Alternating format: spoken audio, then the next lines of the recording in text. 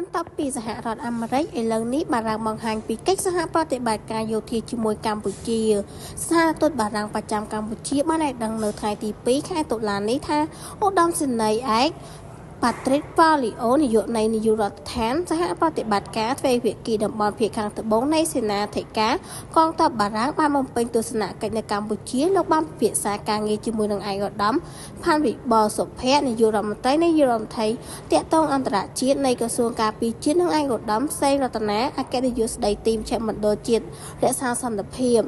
កាលពី30ឆ្នាំមុនលោកឧត្តមសេនីយ៍ Valeo បានបំពេញបេសកកម្មសហប្រតិបត្តិការនៅក្នុងជួរយោធាចំនួនទី1នៃសាលារៀននាយករដ្ឋមន្ត្រីទាហានសកម្មពលក្នុងឱកាសដំណើរទស្សនកិច្ចនេះលោកបានជួបជាមួយនឹងយោធាត្រាចារដែលបានបំពេញការងារកាលពី30ឆ្នាំមុនក៏ដូចជាអតីតសិស្សនាយទាហានរបស់គាត់ដែលមួយចំនួនបច្ចុប្បន្នជាឧត្តមសេនីយ៍បម្រើការងារក្នុងជួរកងយោធាកងពលខេមរៈ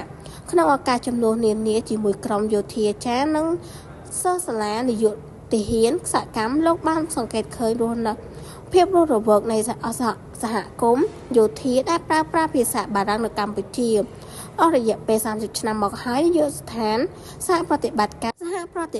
ផ្នែកសន្តិសុខនិងការពារផ្ដល់ការគាំទ្រដល់ការបណ្ដុះបណ្ដាលនាយកទាហានការត្រៀមរៀបចំកងទ័ពមួកខៀវកម្ពុជាសម្រាប់ប្រតិបត្តិការរក្សាសន្តិភាពនិងការបម្រើភាសាបារាំងនៅក្នុងជួរយោធានៅកម្ពុជានេះជាការបញ្ជាក់បន្ថែមពីស្ថានទូតបារាំង